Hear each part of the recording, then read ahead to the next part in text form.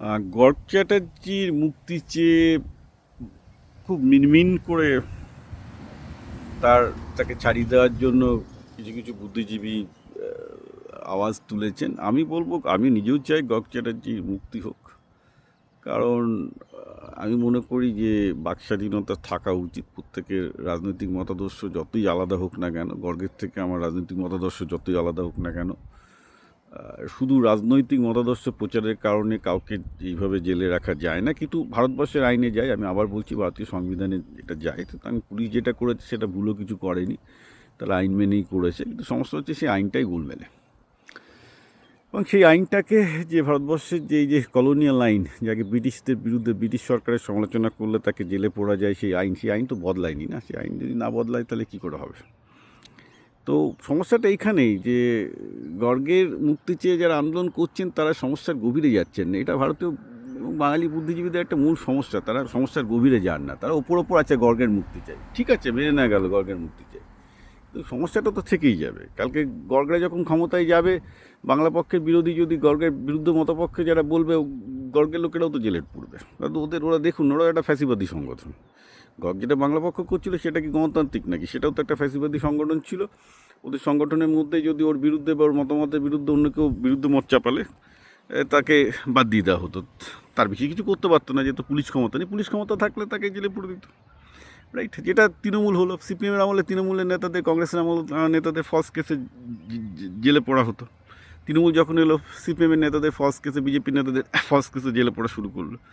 এই গতিটা তো চলতেই থাকবে যদি না ভারতের পুলিশ আইনটা সংশোধন না হয়। সুতরাং এখানে বাঙালি বুদ্ধিজীবীদের মেন সমস্যা হচ্ছে এরা কেউ গভীরে গিয়ে পড়াশোনা করবে না। এ ফ্যাসিস্ট, ওই অমুক কতগুলো কথা শুনেছে তাই দিয়ে বক্তৃম মারবে আর কি। মানে I am pretty disgusted about this Bengali intellectuals. This totally nothing. Garg এদের মানে পার্ট অফ দ্যাট আর কি। ও কখনো কোনো জিনিসের গভীরে যেতে চায়নি। ইনফ্যাক্ট আমার সাথে গর্গের যখন আলোচনা হয়েছিল, আমি প্রতিটা ব্যাপারেই ওকে গভীরে নিয়ে যাওয়ার চেষ্টা করে বুঝেছি এর দ্বারা হবে না। কারণ গভীরে গিয়ে বোঝার জন্য যে পড়াশোনা লাগে সেই পড়াশোনা ওর নেই। কতগুলো ডিগ্রি আছে মাত্র, যা বাঙালির অনেকেরই আছে। কিন্তু একটা ইতিহাস এবং সংবিধান এবং পলিটিক্যাল সায়েন্সকে যে গভীরে গিয়ে বুঝতে হবে যে ওই সমস্যাটা কোথায়, নেই। তবু আমি বলছি গর্গের মুক্তি হোক, এবং গর্গ এটার থেকে বুঝুক যে সংবিধানটার মধ্যেই গণ্ডগোল আছে, পুলিশ আইনে গণ্ডগোল আছে, অনেক কিছু ফিক্স করতে হবে। কারণ ধরুন গর্গ চাইছে ফেডারেলিজম থাকুক, যে বেসিক্যালি বাঙালি তামিল তাদের আলাদা মতো করে থাকুক। এটা কী করে থাকবে? যদি ন্যাশনাল ক্যাপিটাল মনে করে যে এই ধরনের আঞ্চলিকতা বাদ থাকলে ন্যাশনাল ক্যাপিটালের জন্য ডেঞ্জারাস, একটা একদলীয় শাসন তৈরি হবে। এবং একদলীয় শাসন তৈরি হওয়ার জন্য যদি কোনো পার্টির পলিটিক্যাল ম্যান্ডেট থাকে, যা বিজেপির পলিটিক্যাল ম্যান্ডেট আছে, তার বিরুদ্ধে সমস্ত লোককে জেলে পুরতে পারে। ভারতে আইনে দিয়েই পারে, আইনসম্মতভাবেই পারে, রাইট?